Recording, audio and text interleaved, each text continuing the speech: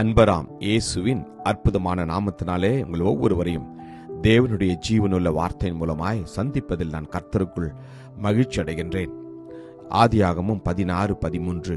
அப்பொழுது அவள், என்னை காண்பவரை நானும் இவ்விடத்தில் கண்டேன் அல்லவா என்று சொல்லி தன் தேவனோடு பேசின கர்த்தருக்கு நீர் என்னை காண்கிற தேவன் என்று பெயரிட்டாள். ஆமேன். கர்த்தருடைய நாமம் மகிமைப்படுவதாக. நம்மை காண்கிற தேவன் ஒருவர் இருக்கின்றார். நீங்கள் கவலைப்பட வேண்டாம்.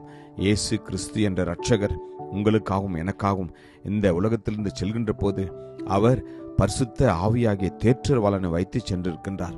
அவர் உங்களையும் என்னையும் எப்பொழுதும் வழிநடத்துகிற தேவன் மாத்திரமல்ல, நம்மை ஆறுதல் படுத்தவும் நமக்கு நம்பிக்கையை ஊற்றவும் நம்மை வழிநடத்தவும் அவர் இந்த உலகத்தில் இருக்கின்றார். நம்மோடு கூட ஒவ்வொரு நாளும் உறவாடுவது தேவனுடைய பரிசுத்த வார்த்தையும் அவருடைய பிரசன்னமும் தான். எனவே நீங்கள் கவலைப்பட வேண்டாம். வேதம் சொல்கின்றது, இருதயங்களை காண்கிற தேவன் ஜீவனுள்ள தேவனாய் இருக்கின்றார். ஆம், உங்களுடைய வழிகளையும் என்னுடைய வழிகளையும் நம்முடைய நடைகளையும் காண்கிற தேவன் ஜீவிக்கிற தேவனாய் இருக்கின்றார்.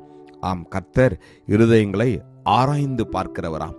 மனுஷன் முகத்தை பார்க்கிறான், கர்த்தர் நம்முடைய இருதயங்களை பார்க்கிறார். நம்முடைய இருதயத்துல நாம் தேவனுக்கு விருப்பமுள்ள காரியங்களை நாம் நினைக்கின்றோமா, பேசுகின்றோமா, அதன் பிரகாரமா நாம் நடக்கின்றோமா என்று அவர் எல்லாவற்றையும் சீர்தூக்கி பார்க்கிறாராம்.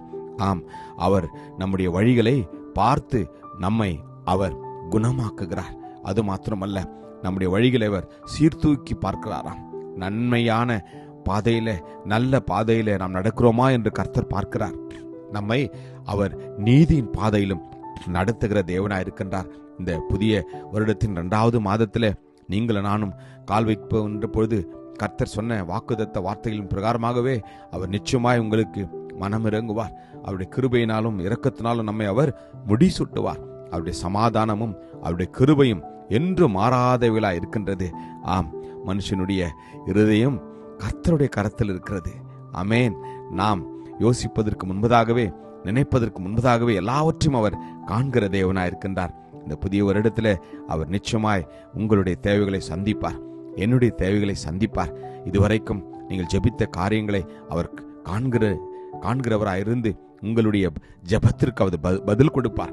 ஆம், உங்களுடைய கண்ணீரை அவர் காண்கிறார் என்று வேதம் சொல்கிறது. நம்முடைய கண்ணீரை துடைப்பார். நிச்சயமாய் ஒவ்வொருவரையும் ஆறுதல் படுத்துவார். உங்களுக்கும் எனக்கும் அவர் அற்புதங்களை நிச்சயமாய் செய்வார். நம்பி விசுவாசிப்போமா?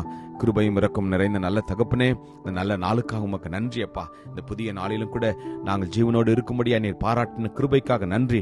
எங்களை காண்கிற தேவன் ஜீவனுள்ள தேவனாய் இருக்கிறீர், அதற்காக உமக்கு நன்றி. ஆசீர்வதியும் இயேசுவின் நாமத்தில் ஜெபிக்கிறோம் ஜீவனுள்ள நல்ல தகப்பனே. ஆமேன். God bless you. Jesus loves you. Amen.